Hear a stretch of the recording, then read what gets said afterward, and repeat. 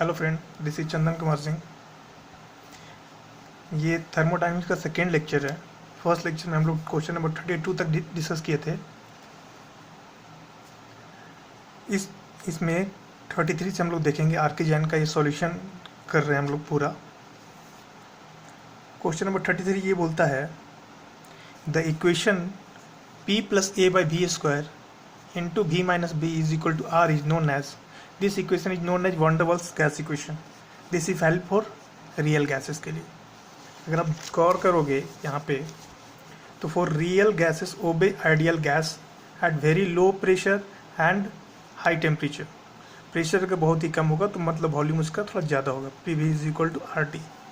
लेकिन अगर real gas high pressure पे ऑपरेट हो रहा है एंड लो टेम्परेचर पे ऑपरेट हो रहा है, दैट मीन्स तब हम लोग यूज़ करेंगे van der Waals gas equation. This equation is known as van der Waals का gas equation. P plus A by V square into V minus B is equal to R bar T. ठीक है, are बार जो है universal gas constant है, ए और B जो है यहाँ पर कांस्टेंट है। ए बाई वी स्क्वायर प्रेशर में हम लोग ऐड कर दिए, तो इससे पहले van der Waals gas equation real gas के लिए था। इससे पहले हम लोग डिस्कस किए थे कि रियल गैस किसको कहते हैं और आइडियल गैस किसको या परफेक्ट गैस किसको कहते हैं। तो काइनेटिक थ्योरी ऑफ गैसेस थोड़ा दिन मतलब पिछले क्लास में हम लोग देखे थे। उसमें हम देखे थे कि जो भी आइडियल गैस होता है उसमें इंटरमोलिकुलर फोर्सेस निग्लिजिबल होता है। इंटरमोलिकुलर फोर्सेस निग्लिजिबल होता है, लेकिन अगर रियल गैस है तो उसमें इंटरमोलिकुलर फोर्सेस होगा। That means accounts cohesive forces, accounts cohesive forces add होगा, प्रेशर में कुछ फोर्स और ऐड होगा। जो इंटरमोलिकुलर फोर्सेस को वहाँ नेग्लेक्ट कर दे रहे थे, यहाँ पर कुछ और भी ऐड होगा। अब पिछली बार हम लोग कंसिडर किए थे तो volume of molecules in comparison of volume of container, volume of container के कंपेरिजन में वॉल्यूम ऑफ मॉलिक्यूल्स को हम लोग वहाँ पर निग्लेक्ट कर दिए थे। अगर वॉल्यूम ऑफ मॉलिक्यूल्स अगर हम कंसिडर करें तो टोटल वॉल्यूम जो होगा वो v में से वो मॉलिक्यूल्स का वॉल्यूम घट जाएगा। तो p plus A by V square into V minus b, molecules का वॉल्यूम है, b इंडिकेट कर रहा है, ए और b जो कि कॉन्स्टेंट होता है generally, is equal to R bar T. This equation is known as van der Waals gas equation. Question number 34 ये कहता है कि the ratio of two specific heat of air is equal to. The ratio of two specific heat of air का मतलब specific heat at constant pressure and specific heat at constant volume. तो हम लोग ये जानते हैं एयर के लिए इसका जो वैल्यू होता है, specific heat of air, specific heat at constant volume CV का वैल्यू होता है 0.718 kilo joule per KG kelvin and specific heat at constant pressure CP जिसको बोलते हैं हम लोग, ये होता है 1.003 kilo joule per KG kelvin. इसका रेशियो अगर हम करेंगे CP बाई CV करेंगे, CP बाई CV करेंगे तो ये हमको देगा 1.003 divided by 0.718 is equal to 1.4। And we also know that for perfect gas या ideal gas H is equal to CP into T, U is equal to CV into T. अगर CP by CV हम यहाँ से करें तो H upon U दे देगा। H जो है स्मॉल लेटर से है, U भी स्मॉल लेटर, दैट मीन्स ये स्मॉल लेटर से है, इसलिए स्पेसिफिक इंथैल्पी, ये स्मॉल लेटर से U है मतलब स्पेसिफिक इंटरनल एनर्जी। मतलब या फिर हम ऐसे भी कर सकते हैं, अगर कैपिटल H या कैपिटल स्पेसिफिक का बात ना करें, स्पेसिफिक का मतलब होता है पर यूनिट मास, पर यूनिट मास का नहीं बात करें तो CP by CV is equal to capital H by capital U, मतलब इंथैल्पी अपॉन इंटरनल एनर्जी के रेशियो को भी हम लोग CP बाई CV बोलते हैं। And we also know that H is equal to U plus PV, H is equal to U plus PV। H जो है enthalpy is equal to internal energy plus flow work, PV is known as flow work, P into V। तो PV is equal to RT हम लिख सकते हैं, तो U plus RT, PV is equal to RT। For 1 mole के लिए, 1 mole के लिए PV is equal to RT। अगर हम दोनों तरफ डिफ्रेंशिएट करें तो लेफ्ट साइड हम DS मिलेगा और right side DU plus differentiation of R dt। R जो है कांस्टेंट है उसको हम बाहर कर देंगे तो CP dt is equal to CV dt plus R dt। यहाँ से dt अगर हटा दे दोनों तरफ तो CP minus CV is equal to R, CP minus CV is equal to R। ये इक्वेशन ऐसे भी इस तरह से शॉर्ट में डिराइव कर सकते हैं हम लोग, CP minus CV by is equal to R। एंड हम लोग ये भी जानते हैं कि for n number of mole हो, for n number of mole हो तो Cp minus Cv is equal to nR। If the above equation is divided by Cp, अब अगर ऊपर की इक्वेशन में हम Cp से डिवाइड करें तो हम लोग क्या मिलेगा, Cp by Cv minus Cv by Cp is equal to nR by Cp। यहाँ Cp by Cp 1, Cv by Cp, Cv नीचे आ जाएगा तो 1 बाई Cp बाई Cv मतलब 1 by gamma is equal to nR by Cp।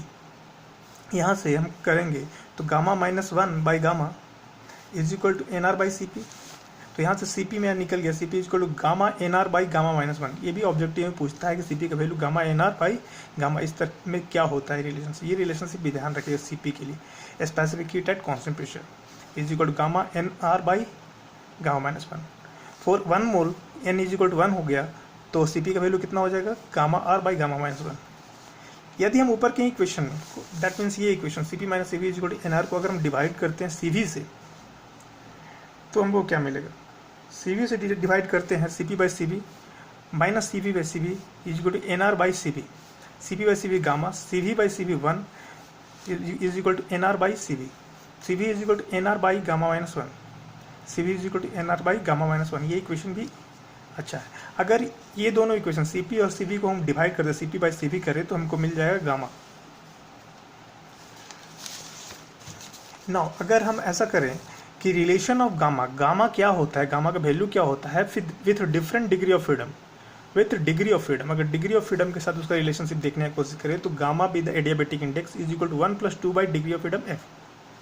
For monoatomic gas, monoatomic gas that mean कोई एक single gas है, argon हो गया, हीलियम हो गया, ये सारा सिंगल एटम है, एटॉमिक गैस है, ये जो है वो उसके पास 3 डिग्री ऑफ फ्रीडम होता है। कौन कौन सा 3 डिग्री ऑफ फ्रीडम, तो ये जो है वो x में जाता है, y में जाएगा या फिर z में मूव करेगा। ठीक है, यहाँ पर रोटेशन का कहीं कोई बात नहीं होता है क्योंकि कौन इस रोटेशन को मैटर नहीं करता, इसलिए डिग्री ऑफ फ्रीडम हम लोग यहाँ पर 3 लेके चलते हैं। तो gamma is equal to 1 + 2 by degree of freedom 3 is equal to 5 by 3 is equal to 1.66। मतलब मोनोएटॉमिक गैसेस के लिए गामा का वैल्यू 1.66 होता है। लेकिन यदि वो डाईएटॉमिक गैसेस की बात करें जैसे कि ऑक्सीजन हो गया, नाइट्रोजन हो गया, हाइड्रोजन हो गया, तो इनके लिए अगर डिग्री ऑफ फ्रीडम की बात करेंगे तो 3 तो ट्रांसलेशन x, y और z में तो मूव करेगा, साथ साथ 2 रोटेशन भी होगा। सपोज कीजिए कि कोई एक ऑक्सीजन का मॉलिक्यूल्स इस तरह से है, ऑक्सीजन का मॉलिक्यूल्स इस तरह से बाइंडेड है, डबल बॉन्ड से ऑक्सीजन जुड़ा हुआ है, ये जो है वो अगर रोटेशन का बात आया तो रोटेट सिर्फ कर रहा है अलोंग जेड एक्सिस। अगर ये जेड एक्सिस है तो जेड एक्सिस के अलोंग ये रोटेट करेगा, मतलब इस प्लेन में मान लीजिए कि एक और है तो ये रोटेट कर रहा है वर्टिकल एक्सिस के अराउंड, या फिर ये रोटेट कर सकता है एक्स एक्सिस के अबाउट भी रोटेट ये कर सकता है। ठीक है, लेकिन वाइब्रेशन अलाउड नहीं है, इसलिए हम लोग इसको वाई एक्सिस के अलोंग नहीं मानते हैं। Here vibration degree of freedom is not consider. अगर vibration degree of freedom consider कर लिए होते तो एक और होता जो वाई एक्सिस के अबाउट ये रोटेट करता। ठीक है, इसलिए वाइब्रेशन डिग्री ऑफ फ्रीडम हम लोग कंसिडर नहीं किए। अगेन देखिए ये जो है ये इसी प्लेन में रहना चाहिए, प्लेन से मूव नहीं करना चाहिए। मतलब मान लीजिए ऐसे रोटेट कर रहा है तो 1 डिग्री ऑफ फ्रीडम, और ये ऐसे रोटेट कर रहा है तो 1 और डिग्री ऑफ फ्रीडम। ये उठना नहीं चाहिए, वाइब्रेशन नहीं होना चाहिए। कहने मतलब वाइब्रेशन नहीं होना चाहिए, मतलब रोटेशन 2 तरह से पॉसिबल है, एक तो ऐसे और दूसरा ऐसे। तो ये 2 डिग्री ऑफ फ्रीडम तो रोटेशनल हो गया, और तीसरा जो हो गया वो एक्स में मूव कर सकता है, वाई में मूव कर सकता है और जेड में भी मूव कर सकता है। तो मतलब इसके पास अगर हम बात करें कि टोटल डिग्री ऑफ फ्रीडम, ऐसे भी याद रखिए total degree of freedom diatomic gases is equal to 3 + 2 5 होता है नाउ। तो गामा का value 1 + 2 by 5 is equal to 1.4, जो कि हम लोग यूज़ करते हैं। Gamma is equal to 1.4। Nitrogen 78% होता है एटमोसफेयर में बाय वॉल्यूम का 78%, टोटल वॉल्यूम का 21% होता है ऑक्सीजन, बाकी जो बच गया कार्बन डाइऑक्साइड वगैरह वगैरह सब होता है। क्लियर है? तो हम लोग the ratio of two specific heat of air is equal to 1.41। Next है बॉयल्स लॉ। बॉयल्स लॉ तो हम लोग प्रीवियस क्लास में भी देखे थे, मतलब प्रीवियस लेक्चर में, थर्मोडायनामिक्स के प्रीवियस लेक्चर में भी देखे थे।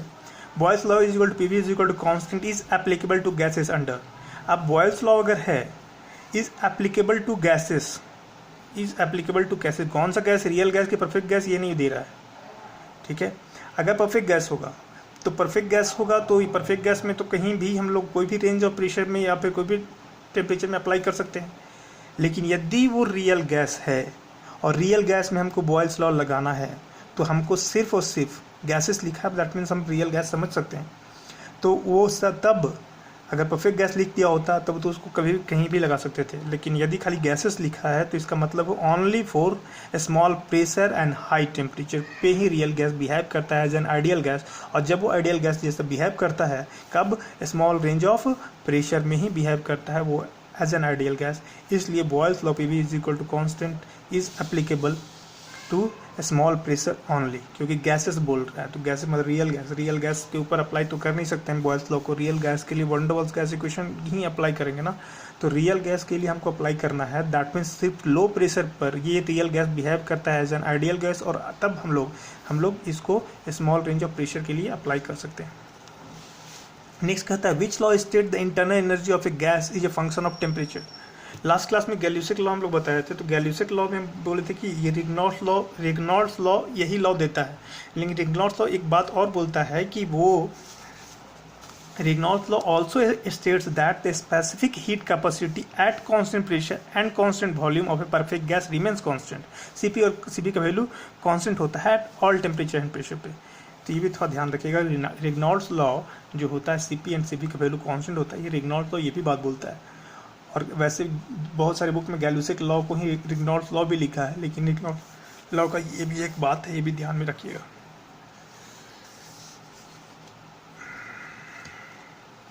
For the same volume of all gases would represent their same volume of all the gases. मतलब इसको जानने के लिए आपको एवोगाड्रोस हाइपोथेसिस के बारे में थोड़ा सा जानना होगा।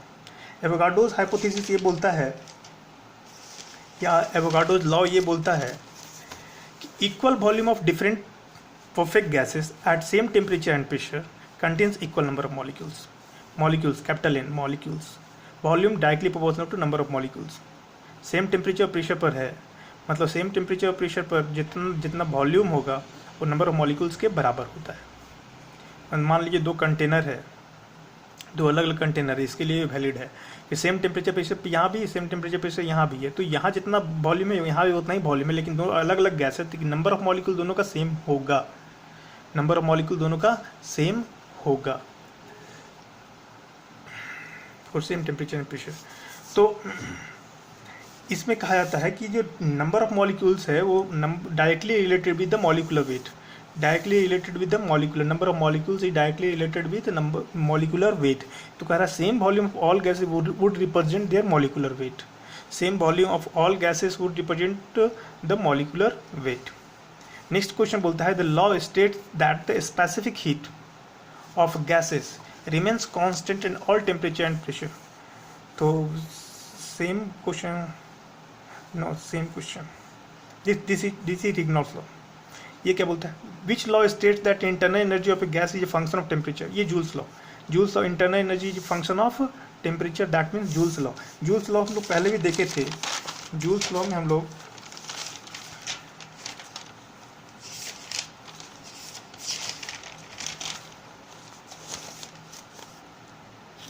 जूल्स लॉ यहाँ पे देखे थे, internal energy function of temperature only, तो this is Joule's law. Next है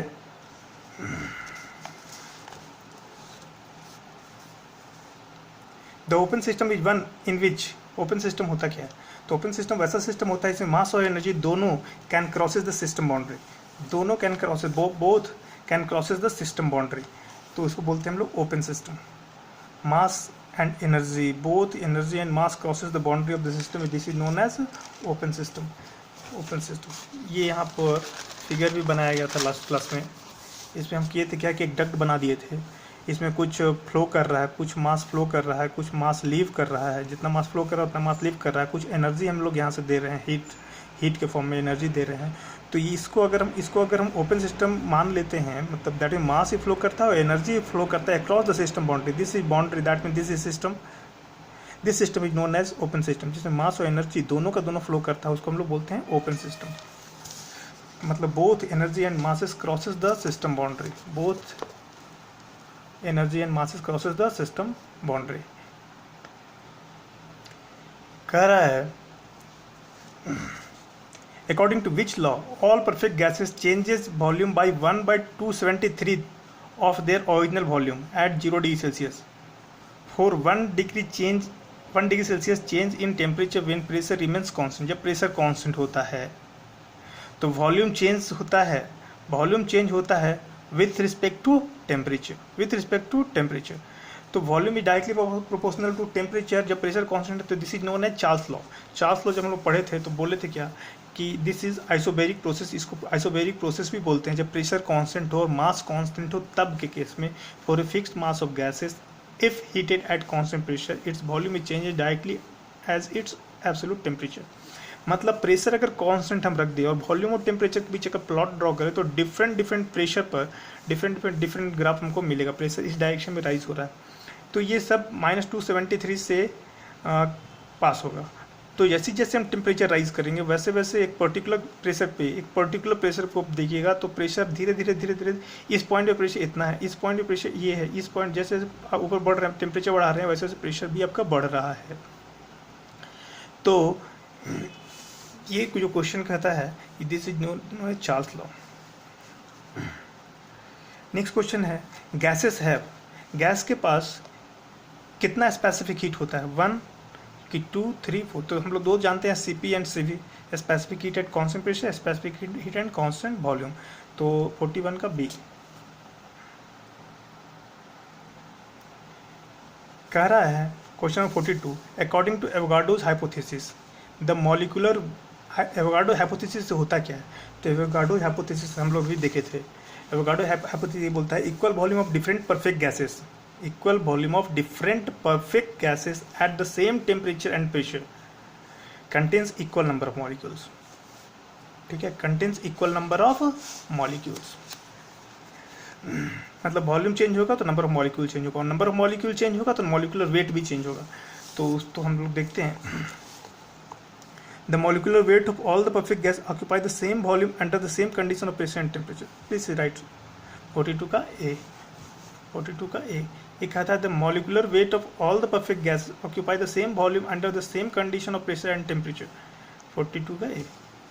next 43 extensive property of system is one whose value, extensive property के लिए आपको यहाँ देखिए एक्सटेंसिव प्रॉपर्टी होता है that type of property which depends upon the extent और mass of the system is called extensive property. वैसा प्रॉपर्टी जो मास पे डिपेंड करे या एक्सटेंट पे डिपेंड करे उसको एक्सटेंसिव प्रॉपर्टी बोलते हैं। तो एक्सटेंसिव प्रॉपर्टी से बहुत क्वेश्चन आता है, आपको डायरेक्टली एक्सटेंसिव प्रॉपर्टी जितना भी यहाँ पर दिया हुआ है उस सारा याद कर लीजिए। वॉल्यूम हो गया, मास हो गया, एनर्जी हो गया, एंट्रोपी हो गया, एंथैल्पी हो गया, ये सब कैपिटल लेटर में।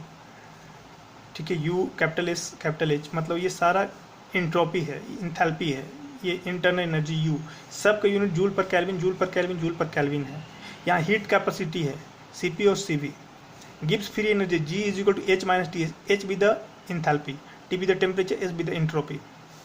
Helmholtz function H is equal to U minus TS, U be the internal energy, T be the temperature, S be the entropy. या फिर मोल का हम बात करें तो इस सारे को हम लोग बोलते हैं एक्सटेंसिव प्रॉपर्टी। लेकिन यदि इंटेंसिव प्रॉपर्टी का हम बात करेंगे तो इंटेंसिव प्रॉपर्टी वैसा प्रॉपर्टी होता है जो कि एक्सटेंट पे डिपेंड नहीं करता है, मास पे डिपेंड नहीं करता है। तो सारा प्रॉपर्टी तो इसका ये जो एनर्जी है, एंट्रोपी है, एंथैल्पी है, सबका स्पेसिफिक अगर एनर्जी हो जाता है, स्पेसिफिक एंट्रोपी हो जाता है, स्पेसिफिक एंथैल्पी हो जाता है, मतलब पर यूनिट मास के हिसाब से अगर डिफाइन करते तो सारा इंटेंसिव प्रॉपर्टी सारा क्या हो जाता है, इंटेंसिव प्रॉपर्टी हो जाता है। तो कहने का मतलब है कि इंटेंसिव प्रॉपर्टी यहाँ पे है, कहता है that type of property which does not depend upon the mass और extent of the system is called intensive property. All specific property मतलब per unit mass, specific property मतलब per unit mass is called intensive property. और intensive property को हम लोग small letter से denote करते हैं। अगर एच आपका सिर्फ इंथैल्पी है तो हम लोग स्मॉल एच जो है उसको स्पेसिफिक इंथैल्पी बोलेंगे। ये होता है पर यूनिट मास, इसका यूनिट होता है जूल पर केल्विन, इसका यूनिट होगा जूल पर केजी केल्विन। ये this enthalpy, this specific enthalpy. इसके बाद टेम्परेचर प्रेशर, आपको तो ऐसे याद रखना है कि टेम्परेचर प्रेशर दोनों का दोनों इंटेंसिव प्रॉपर्टी होता है। नेक्स्ट इसके साथ साथ chemical potential, colour, concentration, density या specific gravity, magnetic permeability, molality, boiling point, melting point, specific volume, specific internal energy, specific entropy, specific enthalpy, specific heat capacity, CP और सीबी, स्मॉल सी और CP और small CB. तो ये सारा property जो है intensive property है। तो एक्सटेंसिव क्या होता है, इंटेंसिव क्या होता है, इसको आप समझ लीजिए और उसके बाद इसको इसी तरह से याद भी कर लीजिए कौन कौन सा प्रॉपर्टी है। क्योंकि कभी कभी पूछ देता है कि इन सारे प्रॉपर्टी में से चूज़ कीजिए कौन इंटेंसिव है और कौन एक्सटेंसिव, उसका सोचने में थोड़ा दिक्कत हो जाएगा। सिंपल लैंग्वेज में आप ऐसा भी समझ सकते हैं कि सपोज कीजिए कि यहाँ वॉल्यूम है, मास है, मास एक्सटेंट पे डिपेंड करता है या मास पे डिपेंड करता है। सपोज एक चेम्बर है मेरे पास, इस चेम्बर में का वॉल्यूम है भी, अगर मैं इसको दो भाग में डिवाइड कर दिए तो आधा आधा हो गया, वॉल्यूम हाफ हाफ हो गया। तो इसको हम जब वॉल्यूम आधा आधा हो गया तो उसको हम बोलेंगे एक्सटेंसिव प्रॉपर्टी। जैसे कि मास हो गया, आधा करेंगे तो मास भी आधा आधा हो जाएगा, एनर्जी कर देंगे तो एनर्जी भी आधा आधा हो जाएगा, इंट्रोपी करेंगे तो इंट्रोपी भी आधा आधा हो जाएगा, इंथैल्पी करेंगे तो इंथैल्पी भी आधा आधा हो जाएगा। तो जो आधा हाफ हाफ हो, जैसे टेम्परेचर को करेंगे, जैसे पूरा अगर टेम्परेचर मान लीजिए 200 डिग्री सेल्सियस, आधा चेम्बर बांट दिए तो भी टेम्परेचर दोनों जगह 200 ही है, इसलिए इसको हम बोलेंगे इंटेंसिव प्रॉपर्टी, जो कि सेम रहता है डिवाइड करने के बाद भी। प्रेशर भी एक इंटेंसिव, उसको डिवाइड कीजिएगा तो प्रेशर आधा इधर आधा इधर, तो प्रेशर भी जो होगा वो भी सेम ही रहेगा। यहाँ भी एटमॉस्फेरिक प्रेशर, यहाँ भी एटमॉस्फेरिक प्रेशर तो सेम ही रहेगा। इसलिए हम कह सकते हैं कि इसको इंटेंसिव प्रॉपर्टी कहते हैं, जो मास पे और या एक्सटेंट पे डिपेंड ना करे। तो क्वेश्चन ये बोलता है कि extensive property of the system is one whose value depend on the mass of the system like volume. First, work done in free expansion process is, तो work done in free expansion process ही zero होता है। जब freely expand होता है कोई भी चीज़ तो उसका वैल्यू जीरो होता है। कैसे होता है जीरो, इसके लिए थोड़ा देखिए यहाँ पे। फ्री एक्सपेंशन का मतलब ये होता है कि जैसे कि मान लीजिए कि कोई एक मेरे पास एक सिलेंडर है, सिलेंडर के ऊपर पिस्टन रखा हुआ है, इसमें कुछ गैस पार्टिकल है। अगर हम यहाँ पे हीट देते हैं तो ये पिस्टन मेरा धीरे धीरे ऊपर जाएगा। तो अगर ये धीरे धीरे ऊपर जाता है, दैट मीन्स यहाँ पर जो लॉसेस होगा, लॉसेस ड्यू टू फ्रिक्शन जो होगा वो बहुत ही निग्लिजिबल होगा। तब उस प्रोसेस को हम लोग बोल सकते हैं कि वो रिवर्सिबल प्रोसेस है। और ये धीरे धीरे ऊपर जाएगा, दैट मीन्स स्मॉल स्टेट को पास करते हुए ये ऊपर की तरफ जाएगा। तो वैसे प्रोसेस को जब कोई बड़ा सा प्रोसेस छोटा छोटा स्मॉल प्रोसेस से मिलकर बना होता है तो उसको हम लोग बोलते हैं क्वासी स्टैटिक प्रोसेस। तो इसमें मान लीजिए पिस्टन थोड़ा सा ऊपर गया, पिस्टन थोड़ा सा ऊपर गया, उस वक्त जितना प्रेशर नीचे से ऊपर की तरफ लग रहा था, ऊपर से भी उतना ही प्रेशर लग रहा था। इस प्रेशर से थोड़ा सा प्रेशर नीचे वाला ज़्यादा हो जाता है तो ये पिस्टन थोड़ा सा ऊपर जाता है। तो ये स्मॉल प्रोसेस से मिल करके ये जो प्रोसेस बना है इसको हम लोग बोलते हैं क्वासी स्टैटिक प्रोसेस। और जब क्वासी स्टैटिक प्रोसेस होता है तो उसमें फ्रिक्शन का लॉसेस जो होता है यहाँ पर ये बहुत ही कम होता है। लेकिन यदि ऐसा हो कि अचानक ये पिस्टन जो मेरा है ये अचानक नीचे से ऊपर चला जाए तो दैट मीन लॉसेस यहाँ पर बहुत ज़्यादा होगा। वैसे प्रोसेस को हम लोग बोलते हैं कि इरिवर्सिबल प्रोसेस है। जो एनर्जी का लॉस हो गया वो लॉस दोबारा कम बैक नहीं होगा। लेकिन वही प्रोसेस अगर स्मॉल प्रोसेस से मिलकर बना हुआ है तो वैसे प्रोसेस को हम लोग बोलते हैं क्वासी स्टैटिक प्रोसेस। अब रहा बात कि फ्री एक्सपेंशन का मतलब क्या है। तो फ्री एक्सपेंशन का मतलब है कि जैसे मान लीजिए कि पिस्टन बहुत तेज़ी से ऊपर चला गया बिना गैस के एक्सपैंड हुए, कोई खींच दिया पिस्टन को ऊपर की तरफ। तो पिस्टन यहाँ से पहुँच गया आपका यहाँ, पिस्टन आपका यहाँ से यहाँ पहुँच गया। गैस जो यहाँ पर था वो गैस अब धीरे धीरे एक्सपैंड होना चालू हो गया। धीरे धीरे फ्री एक्सपेंशन चालू हो गया। इस दौरान यहाँ पर पिस्टन पे कोई भी प्रेशर एक्ट नहीं हो रहा है।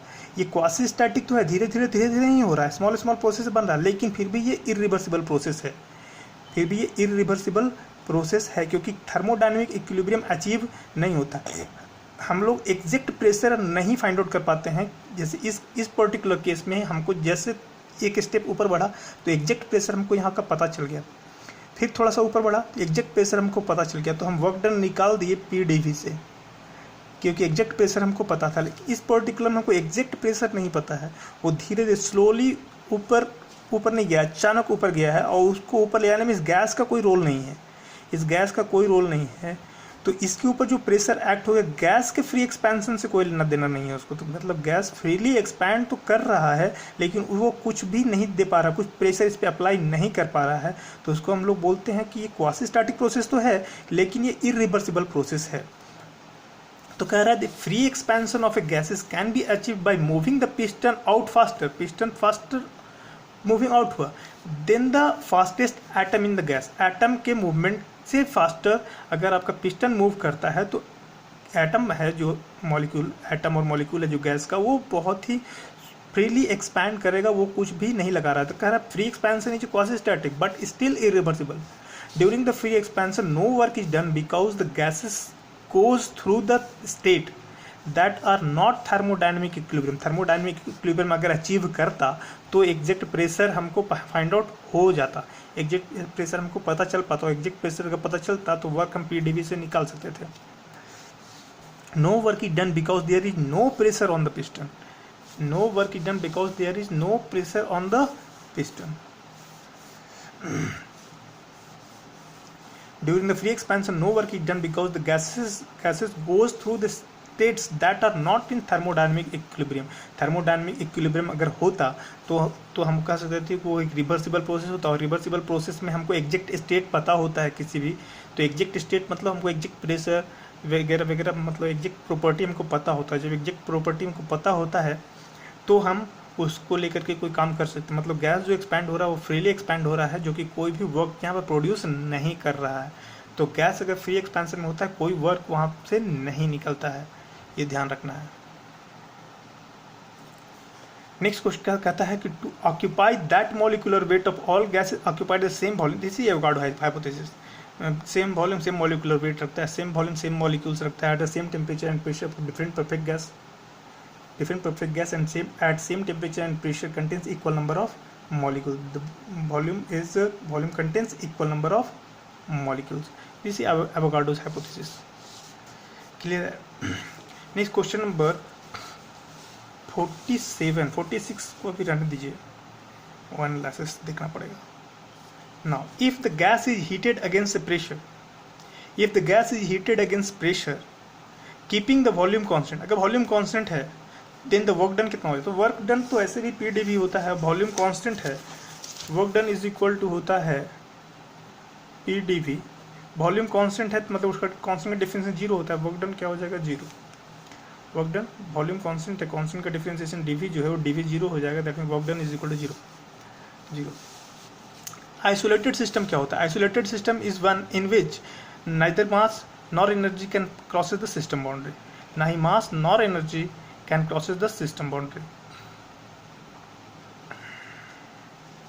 इसका neither mass nor energy crosses the system boundary of the system, B 48 का B। next है property of the substance like pressure, temperature and density in thermodynamic coordinate are, तो प्रेशर हो गया, टेम्परेचर हो गया, डेंसिटी हो गया, इन थर्मोडायनेमिक कोऑर्डिनेट में इसको हम क्या बोलेंगे, तो पाथ फंक्शन की, पॉइंट फंक्शन की, रियल फंक्शन की, साइक्लिक फंक्शन की, थर्मोडायनेमिक फंक्शन। इसके लिए कोई भी प्रॉपर्टी अगर है, इसकी तो गौर कीजिए, कोई एक प्रोसेस है 1 से 2, यहाँ पर प्रेशर PV के बीच डायग्राम है 1 स्टेट 2, 1 से 2, प्रेशर यहाँ का जो है वो P1 है और यहाँ का जो प्रेशर है वो है P2 है, मतलब वैसा चीज़ जो सिर्फ पॉइंट पे डिपेंड करे उसको हम पॉइंट फंक्शन बोलते हैं, और वैसा चीज़ जो पाथ पे भी डिपेंड करे, उसको पाथ पे और पॉइंट पे दोनों पे डिपेंड करे, उसको हम लोग बोलते हैं पाथ फंक्शन।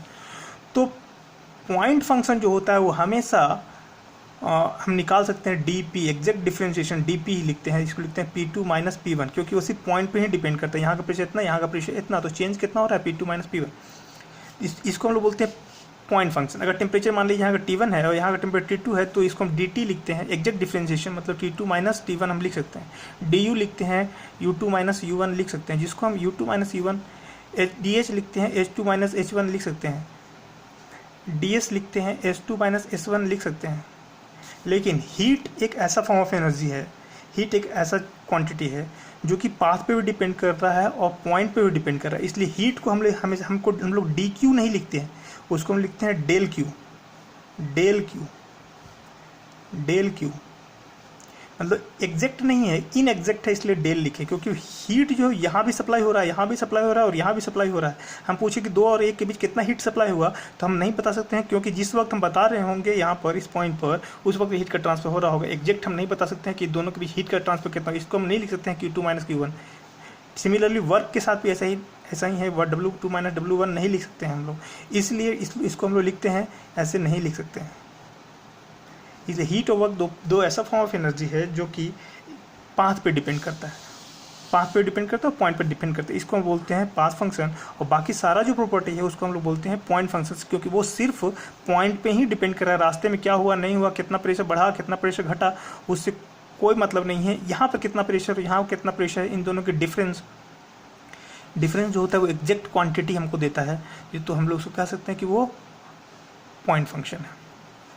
तो property of the substance like pressure, temperature, density, ये सब पॉइंट फंक्शन होगा। नेक्स्ट कहता है which of the following quantity is not a property of the system. Which of the following quantity is not a property of the system. इसमें से कौन सा property नहीं है। तो प्रॉपर्टी होता क्या है, तो प्रॉपर्टी अभी बताए, फिर से एक बार देख लीजिए property. If the change in its value between 2 equilibrium state of the system is same for all path. Suppose कि ये पाथ फॉलो करते हुए 1 से 2 तक पहुंचा, P और V के बीच बना रहे, 1 और 2 को पाथ इस पाथ को फॉलो करते हुए यहाँ से यहाँ तक पहुंचा, तो इसमें जो चेंज मिलेगा dp वो हमेशा मिलेगा P2 माइनस P1। लेकिन यदि दूसरे पाथ से अगर यहाँ पहुँचता तो भी dp P2 माइनस P1 होता, कोई तीसरे पाथ से पहुँचता तो भी P2 माइनस, क्योंकि पाथ पे वो डिपेंड नहीं कर रहा, वो पॉइंट पे डिपेंड कर रहा है। तो प्रॉपर्टी क्या होता है, if the change in its value, मतलब प्रेशर का जो change in its value between 2 equilibrium state, 2 equilibrium state of the system is same for all path. चाहे कोई भी पाथ हो, जो चेंज इन इट्स वैल्यू, चाहे प्रेशर, चाहे टेम्परेचर, चाहे कुछ भी हो, उसका हीट नहीं, स्पेसिफिक वॉल्यूम हो, चाहे कुछ भी हो, तो उसको हम लोग क्या बोलते हैं, प्रॉपर्टी बोलते हैं। पूछ रहा है कि विच of the following quantity not a property, कौन सा प्रॉपर्टी नहीं है। तो इसमें प्रेशर एक प्रॉपर्टी है, टेम्परेचर एक प्रॉपर्टी है, स्पेसिफिक वॉल्यूम एक प्रॉपर्टी है, डेंसिटी भी एक प्रॉपर्टी, हीट एक प्रॉपर्टी नहीं है, क्योंकि हीट एक पाथ फंक्शन है, वो पाथ पे ही डिपेंड करता है, इसलिए उसको हम प्रॉपर्टी नहीं बोलते हैं। Now according to Avogadro's law, Avogadro's law अभी भी देखे थे, for a given pressure and temperature each molecule of gas occupies same volume is directly proportional number of molecules, ये पहले बता चुके हैं। Volume is directly proportional to number of molecules, E number option. Mixture of ice and water, ice and water के mixture को हम लोग अगर दोनों मिल जाता पूरा एक बढ़िया से तो उसको होमोजीनियस बोलते हैं, लेकिन ये आइस और वाटर बोल रहा है, मतलब मिला हुआ नहीं है, दैट मीन वैसे मिक्सचर को हम लोग हेट्रोजीनियस मिक्सचर बोलते हैं। चीनी और बालू ये हेट्रोजीनियस मिक्सचर है, ठीक उसी तरह से आइस और वाटर एक हेट्रोजीनियस मिक्सचर है। नेक्स्ट क्वेश्चन नंबर 53 बोलता है which of the following is the property of the system. Which of the following is the property, कौन प्रॉपर्टी है। तो प्रेशर टेम्परेचर प्रॉपर्टी है, इंटरनल एनर्जी प्रॉपर्टी है, इंथैल्पी इंटरवल प्रॉपर्टी है, volume and density property, मतलब all of the above. On the wait basis air contains following part of, next question है on the wait basis, weight के आधार पर अगर हम देखने की कोशिश करें, air contains following part of oxygen, तो अगर वॉल्यूम के आधार पर बात करें तो उसका 21 होता है, लेकिन वेट के आधार पर कितना होता है उसके लिए एक टेबल देखना होगा। ये देखिए टेबल, एक टेबल बोलता है कि composition of dry air at sea level पे composition of dry air, gas में अगर नाइट्रोजन है तो वॉल्यूम परसेंटेज उसका वॉल्यूम के हिसाब से अगर देखें तो 78% है, ऑक्सीजन 21% है वॉल्यूम के हिसाब से, कार्बन डाइऑक्साइड 0.02% है, हाइड्रोजन 0.01% है, तो ये वॉल्यूम के हिसाब से। लेकिन मास के हिसाब से देखेंगे तो नाइट्रोजन जो है 75% है, ऑक्सीजन जो है 23% है, कार्बन डाइऑक्साइड जो है 0.05% है, हाइड्रोजन जो 0.007% है, मॉलिकुलर वेट तो पता ही है, नाइट्रोजन का 28 होता है, ऑक्सीजन का 32 होता है और कार्बन डाइऑक्साइड 44 होता है, हाइड्रोजन का 2 होता है। मोनो एटॉमिक गैसेस के लिए वॉल्यूम का परसेंटेज जो 0.94% है, मास परसेंटेज 1.30% और मॉलिकुलर वेट 39.94। अगर जनरल एयर कांस्टेंट, कौन से एयर का कांस्टेंट होता है, तो मॉलिकुलर वेट ऑफ एयर जो होता है वो 28 होता है, स्पेसिफिक ग्रेविटी ऑफ एयर 1 होता है, gas constant 287.045 joule per KG kelvin होता है, बैरोमेट्रिक प्रेशर यानी एटमॉस्फेरिक प्रेशर जो होता है वो 760 मिलीमीटर ऑफ एचजी या 101.33 किलो पास्कल होता है। सीपी का वैल्यू है specific heat at concentration 1.003 kilo joule per kg per degree Celsius, this is for air के लिए। सीवी का value 0.717 kilo joule per kg per degree Celsius. Gamma adiabatic index for air के लिए 1.402, gamma value CP by CV 1.402। Question ये बोलता है तो on the wait basis air contains following part of oxygen. Weight basis, weight के आधार पर अगर हम देखें तो ऑक्सीजन कितना रखता है 23%, 21% नहीं 23%, इसलिए 23%। विच of the following is not the intensive property. Intensive property कौन नहीं है, तो इंटेंसिव प्रॉपर्टी का लिस्ट हमें थोड़ा देर पहले दिए थे, कौन नहीं है, तो इंटेंसिव प्रॉपर्टी कौन नहीं है, not the intensive property.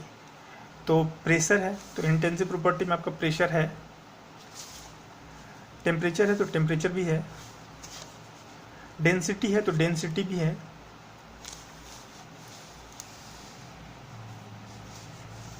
Next heat, तो हीट तो एक एक्सटेंसिव प्रॉपर्टी होगा। नेक्स्ट स्पेसिफिक वॉल्यूम, तो स्पेसिफिक प्रॉपर्टी इंटेंसिव होता ही है, तो यहाँ पर ऑप्शन है heat, heat is an extensive property.